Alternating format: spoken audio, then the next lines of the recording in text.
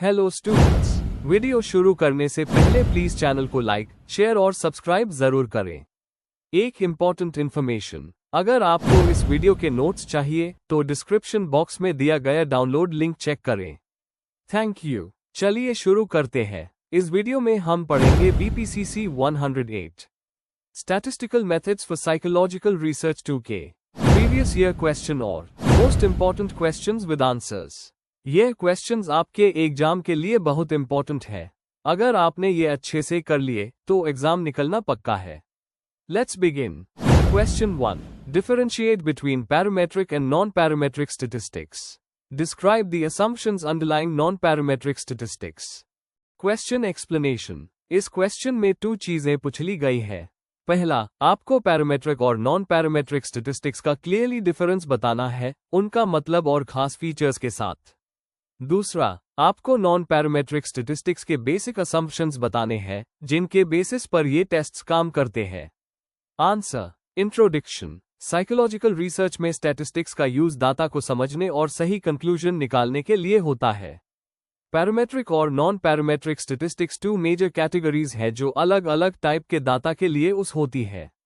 Parametric tests को specific assumptions चाहिए होती है जैसे नॉर्मल डिस्ट्रीब्यूशन, जबकि नॉन पैरामेट्रिक टेस्ट्स ज्यादा फ्लेक्सिबल होते हैं। इन दोनों अप्रोचेस को समझना इंपॉर्टेंट है ताकि हम करेक्ट स्टैटिस्टिकल मेथड चूज कर सकें। Main body. 1. Meaning and definition. Parametric statistics. यह टेस्ट टैब यूज होते हैं जब हमें पता हो कि डाटा नॉर्मल डिस्ट्रीब्यूशन फॉलो करता है। ये जनरली इंटरवल या रेशियो डाटा के लिए होते हैं। Examples: T test, ANOVA, Pearson correlation. Non parametric statistics.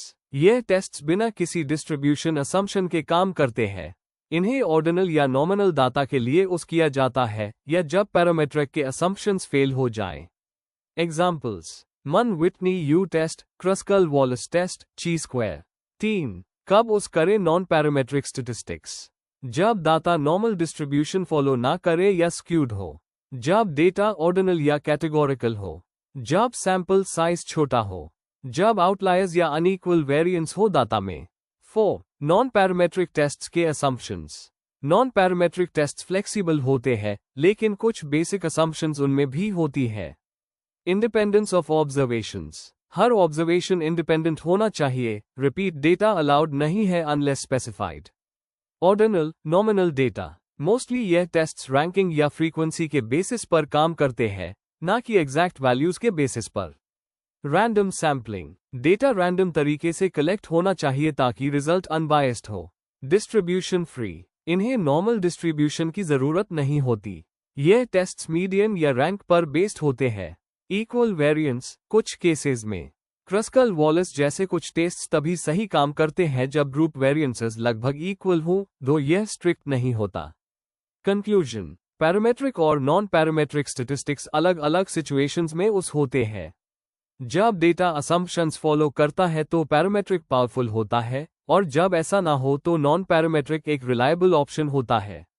इनके असम्पशंस को समझकर ही सही मेथड चूज किया जा सकता है, जिससे रिसर्च रिजल्ट वैलिड और यूजफुल बन सके। अगर आपको इस वीडियो के नोट्स चाहिए तो डिस्क्रिप्शन बॉक्स में दिए गए डाउनलोड लिंक को जरूर चेक करें। Thank you. चलिए देखते हैं अगला question. Question 2, describe the fundamental concepts in determining the significance of the difference between means. Question explanation. इस क्वेश्चन में हमें यह समझाना है कि जब 2 या उससे ज्यादा ग्रुप्स के बीच के मीन का डिफरेंस देखते हैं तो उस डिफरेंस को स्टैटिस्टिकली सिग्निफिकेंट कैसे मानते हैं। इसमें hypothesis testing, errors, significance level और स्टैटिस्टिकल टेस्ट जैसे टेस्ट और एनोवा को एक्सप्लेन करना होगा। आंसर। इंट्रोडक्शन। साइकोलॉजिकल रिसर्च में अक्सर 2 या ज्यादा ग्रुप्स के बीच मीन कंपेयर किया जाता है। Significance of the difference between means का मतलब होता है कि क्या जो डिफरेंस हमें दिख रहा है वो रियल है या बस चांस की वजह से आया है। इसको जज करने के लिए हम स्टैटिस्टिकल टूल्स जैसे टेस्ट और एनोवा का करते हैं। इन टूल्स की बेस होती है नल हाइपोथेसिस, सिग्निफिकेंस लेवल और probability.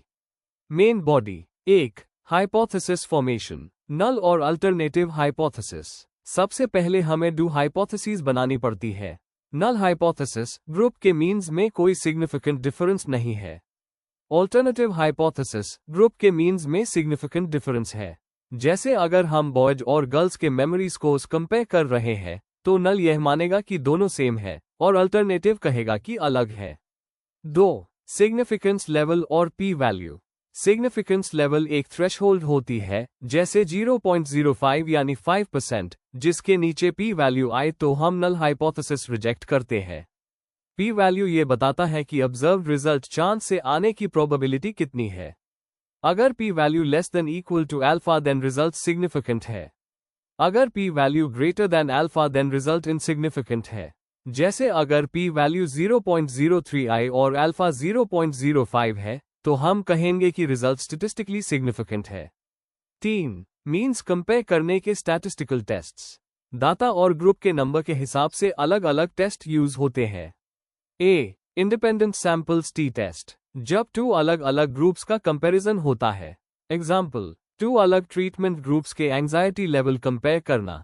B. Paired samples t test, जब सेम ग्रुप को 2 बार टेस्ट किया गया हो।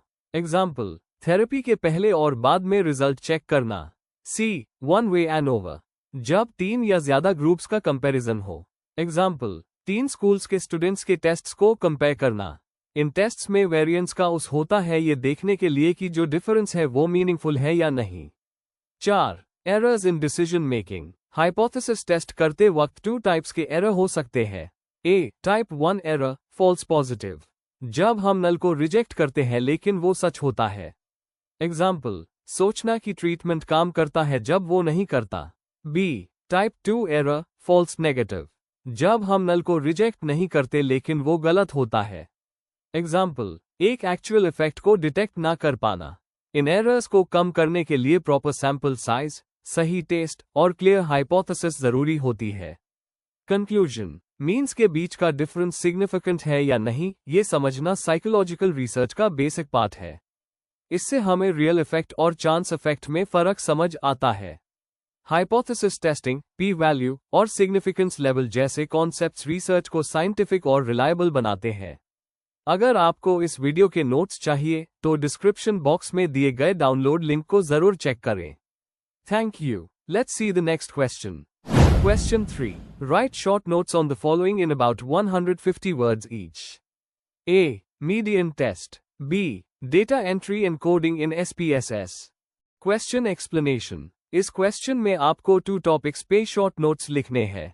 पहला टॉपिक है मीडियन टेस्ट, इसमें आपको बताना है कि ये क्या होता है और कैसे उस किया जाता है। दूसरा टॉपिक है डेटा एंट्री और कोडिंग इन एसपीएसएस, जिसमें आपको बताना है कि एसपीएसएस में डाटा कैसे एंटर और कोड किया जाता है। आंसर। इंट्रोडक्शन। साइकोलॉजी रिसर्च में डाटा का एनालिसिस करना बहुत जरूरी होता है, जिसके लिए कुछ स्पेशल टूल्स और मेथड्स यूज होते हैं। मीडियन टेस्ट एक ऐसा नॉन पैरामेट्रिक टेस्ट है जो ग्रुप्स के बीच मीडियन वैल्यूज कंपेयर करता है।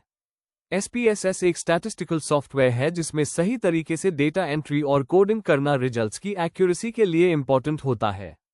Main body. A. Median test. Median test एक नॉन पैरामेट्रिक टेस्ट है जो 2 या ज्यादा ग्रुप्स के बीच मीडियन कंपेयर करता है। जब डाटा नॉर्मल डिस्ट्रीब्यूशन को फॉलो नहीं करता तब ये टेस्ट यूजफुल होता है। कैसे काम करता है? सबसे पहले सभी डाटा का ओवरऑल मीडियन निकाला जाता है। फिर हर वैल्यू को चेक किया जाता है क्या वो मीडियन से ऊपर है या नीचे। एक कंटिंजेंसी टेबल बनाया जाता है और ची स्क्वायर टेस्ट से पता किया जाता है कि ग्रुप्स के बीच कोई सिग्निफिकेंट डिफरेंस है या नहीं। एग्जाम्पल, अगर आप मेल और फीमेल पार्टिसिपेंट्स के रिएक्शन टाइम कंपेयर कर रहे हैं और डाटा नॉर्मल नहीं है तो मीडियन टेस्ट यूज करके डिफरेंस पता किया जा सकता है। फायदे। यूज करना इजी है। नॉर्मैलिटी की असम्पशन नहीं चाहिए। लिमिटेशंस। पैरामेट्रिक टेस्ट्स के कंपैरिजन में कम पावरफुल। सिर्फ मीडियंस कंपेयर करता है, पूरा डिस्ट्रीब्यूशन नहीं। B. Data entry and coding in SPSS. SPSS एक पॉपुलर सॉफ्टवेयर है जो रिसर्च में स्टैटिस्टिकल एनालिसिस के लिए उस होता है। डेटा एंट्री मतलब मैन्युअली या इंपोर्ट करके डाटा को एसपीएसएस में डालना। डेटा एंट्री के स्टेप्स। एसपीएसएस खोलें और डाटा व्यू में जाएं। हर रो एक पार्टिसिपेंट को दिखाता है और हर कॉलम एक वेरिएबल को, जैसे age, gender, score. Directly cells में डाटा फिल करें। Data coding. वेरिएबल व्यू में आप हर वेरिएबल का कोड सेट कर सकते हैं। जैसे जेंडर के लिए 1 इक्वल मेल 2 इक्वल फीमेल। इससे एनालिसिस इजी हो जाता है। लेबलिंग और फॉर्मेटिंग, वेरिएबल्स को नाम, वैल्यू लेबल्स और टाइप, न्यूमेरिक, स्ट्रिंग दिया जा सकता है। ये क्लैरिटी और एक्यूरेसी में हेल्प करता है। इंपॉर्टेंस, सही तरीके से डेटा एंटर और कोड करना एनालिसिस के एरर्स से बचाता है। प्रॉपर कोडिंग से सॉफ्टवेयर डाटा को सही समझ पाता है। एग्जाम्पल, अगर आप एक स्ट्रेस लेवल स्टडी कर रहे हैं तो अगर जेंडर और स्ट्रेस स्कोर्स को सही कोड किया गया है तो SPSS आसानी से एनालिसिस रन करेगा। कंक्लूजन, मीडियन टेस्ट उन सिचुएशंस में यूजफुल होता है जब डाटा नॉर्मल नहीं होता और हमें ग्रुप्स के मीडियन कंपेयर करने होते हैं। SPSS में डेटा एंटर और कोड करने का प्रोसेस रिसर्च एनालिसिस के लिए बहुत क्रूशियल है। दोनों टॉपिक्स साइकोलॉजी रिसर्च में इंपॉर्टेंट रोल प्ले करते हैं। अगर आपको इस वीडियो के नोट्स चाहिए तो डिस्क्रिप्शन बॉक्स में दिए गए डाउनलोड लिंक को जरूर चेक करें। Thank you. चलिए देखते हैं अगला question. Question 4, explain the meaning of inferential statistics. Describe the procedure for testing the hypothesis. Question explanation, इस क्वेश्चन में हमें इन्फरेंशियल स्टैटिस्टिक्स का मतलब समझाना है और बताना है कि हाइपोथेसिस टेस्टिंग कैसे होती है। आपको स्टेप बाय स्टेप पूरा प्रोसेस एक्सप्लेन करना है, फ्रॉम हाइपोथेसिस बनाना, टेस्ट चूज करना, रिजल्ट इंटरप्रेट करने तक। Answer, introduction. इन्फरेंशियल स्टैटिस्टिक्स का मतलब है सैंपल डाटा के बेसिस पर पूरी पॉपुलेशन के बारे में कंक्लूजन निकलना। ये हमें सिंपल डेटा डिस्क्रिप्शन से आगे जाके कुछ जनरल बातें प्रिडिक्ट करने में मदद करता है। इसका एक मेजर यूज होता है हाइपोथेसिस टेस्टिंग, जिसमें हम किसी आइडिया या क्लेम को टेस्ट करते हैं कि वो डाटा के बेसिस पे सही है या नहीं। साइकोलॉजिकल रिसर्च में ये बहुत इंपॉर्टेंट टूल है। Main body. 1. इन्फरेंशियल स्टैटिस्टिक्स क्या होती है? इन्फरेंशियल स्टैटिस्टिक्स ऐसे मेथड्स का सेट है जिससे हम सैंपल के बेसिस पर पॉपुलेशन के लिए प्रेडिक्शंस या जनरलाइजेशंस कर सकते हैं।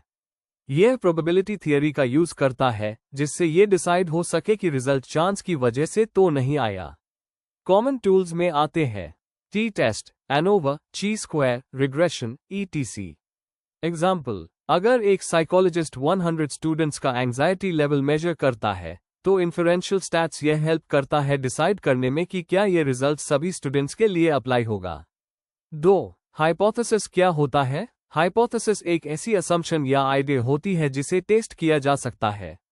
2 टाइप्स होते हैं, नल हाइपोथेसिस H, कोई फर्क नहीं है या कोई इफेक्ट नहीं है। ऑल्टरनेटिव हाइपोथेसिस H, कोई फर्क है या इफेक्ट है।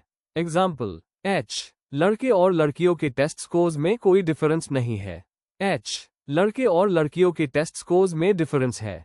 3. हाइपोथेसिस टेस्टिंग के स्टेप्स। हाइपोथेसिस बनाना, क्लियर H और हर डिफाइन करना, सिग्निफिकेंस लेवल अल्फा सेट करना, जैसे 0.05 या 0.01, जो बताता है कि कितना रिस्क ले रहे हैं गलती से H रिजेक्ट करने का।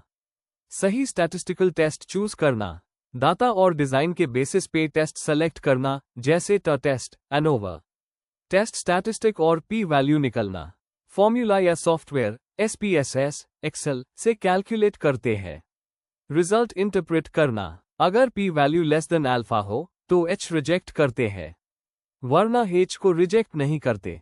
4. साइकोलॉजिकल रिसर्च में इंपॉर्टेंस। हाइपोथेसिस टेस्टिंग रिसर्च को ऑब्जेक्टिव और वैलिड बनाता है। यह कंफर्म करता है कि फाइंडिंग्स रियल हैं या सिर्फ चांस की वजह से आए हैं। इससे साइंटिफिक डिसीजन मेकिंग और थियरी वैलिडेशन होती है। एग्जाम्पल, अगर कोई नए थेरेपी मेथड से डिप्रेशन कम हो रहा है या नहीं, यह हाइपोथेसिस टेस्टिंग से कंफर्म होता है। कंक्लूजन, इन्फरेंशियल स्टैटिस्टिक्स रिसर्च के डिसीजंस और प्रिडिक्शन में की रोल प्ले करता है। हाइपोथेसिस टेस्टिंग एक स्ट्रॉन्ग प्रोसेस है जिससे हम साइंटिफिक एविडेंस के साथ डिसाइड करते हैं कि कोई क्लेम वैलिड है या नहीं। इस सिस्टमैटिक अप्रोच से रिसर्च क्रेडिबल बनती है। Before we end, please like, share and subscribe the channel for more such study materials and one important information, अगर आपको नोट्स चाहिए तो डिस्क्रिप्शन बॉक्स में डाउनलोड लिंक दिया हुआ है, जरूर चेक करें। Thank you.